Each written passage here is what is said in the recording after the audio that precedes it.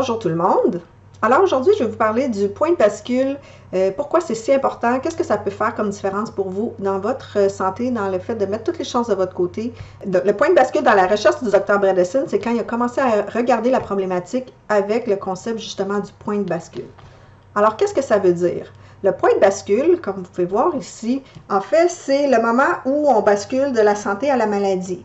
Par exemple, au niveau Alzheimer, quand on commence à observer des signes là, de perte de mémoire, on se répète, on cherche nos clés, on met le concombre dans le congélateur, ou ainsi de suite.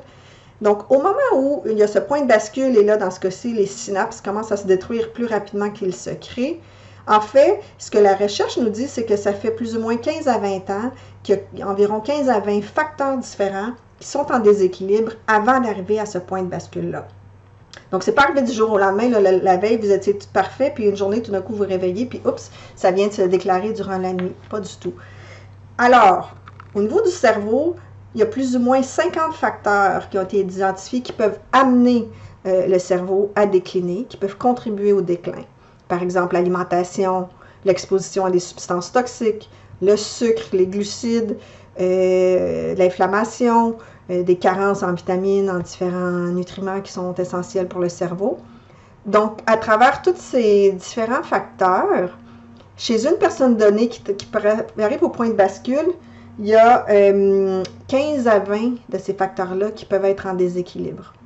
Ces facteurs-là peuvent être différents d'une personne à l'autre. Donc, exemple, chez une première personne, c'est l'absence d'exercice physique puis une alimentation trop sucrée qui a vraiment fait la différence. Et chez l'autre personne, ça pourrait être par exemple des expositions à des substances toxiques.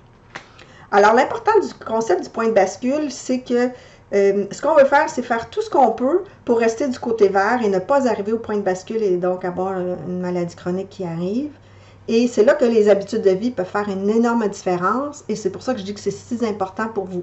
Donc, quand on connaît l'ensemble des facteurs qui peuvent faire une différence au niveau du point de bascule, ben, on peut regarder dans tous ces facteurs-là, lesquels chez nous sont plus en déséquilibre et faire des changements sur les facteurs les plus importants pour arriver à mettre toutes les chances de notre côté et rester du bon côté du point de bascule. Et inversement, si on commence à avoir des petits signes, des petits symptômes, par exemple de perte de mémoire, bien là, on peut faire le même travail, regarder c'est quoi les différents facteurs pour essayer de voir, faire des changements pour essayer de revenir du côté vert et de l'autre côté du point de bascule. Évidemment, vous pouvez l'imaginer, ce point de bascule-là est différent d'une personne à l'autre. Hein, on connaît tous la personne là, qui est morte à 98 ans, qui a fumé toute sa vie, mangé mal et ainsi de suite. Donc, cette personne-là avait probablement un très bon métabolisme.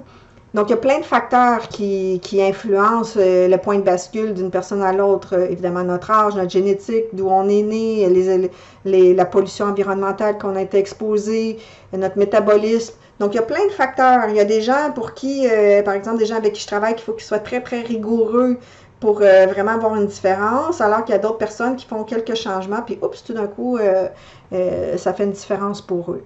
Donc, le point de bascule, il varie d'une personne à l'autre. Par contre, le concept est le même pour tout le monde. Donc, tout ce que vous faites pour rester du côté vert, ça va contribuer. Vous mettez les chances de votre côté. Fait que le travail, maintenant, c'est de savoir, ben, c'est quoi ces facteurs-là, lesquels où je suis plus en déséquilibre pour pouvoir mettre les chances de mon côté.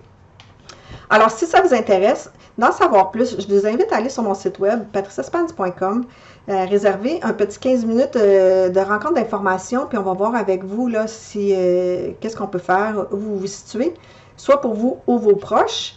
Puis pour ceux qui ne se connaissent pas, je ne me suis pas présentée, donc je suis coach santé. Je travaille avec des gens atteints de maladies chroniques d'Alzheimer depuis plusieurs années. Mon papa est atteint dans la phase terminale de la maladie au moment où on tourne la vidéo, la maladie d'Alzheimer. Ma maman est décédée en 2016. Moi, je faisais du coaching santé. Je suis certifiée aux États-Unis par l'Institut de médecine fonctionnelle aux États-Unis, également par le Health Coach Institute. J'ai également une formation en naturopathie ici. Les études sont assez impressionnantes. Je vous invite à faire vos recherches et à vraiment voir, puis à voir ce que vous pouvez faire comme changement. Donc, je vous invite à un petit 15 minutes pour vous ou quelqu'un dans votre entourage. On connaît tous du monde qui sont touchés par les maladies chroniques, par la perte de mémoire, l'Alzheimer. Alors, merci. Au revoir.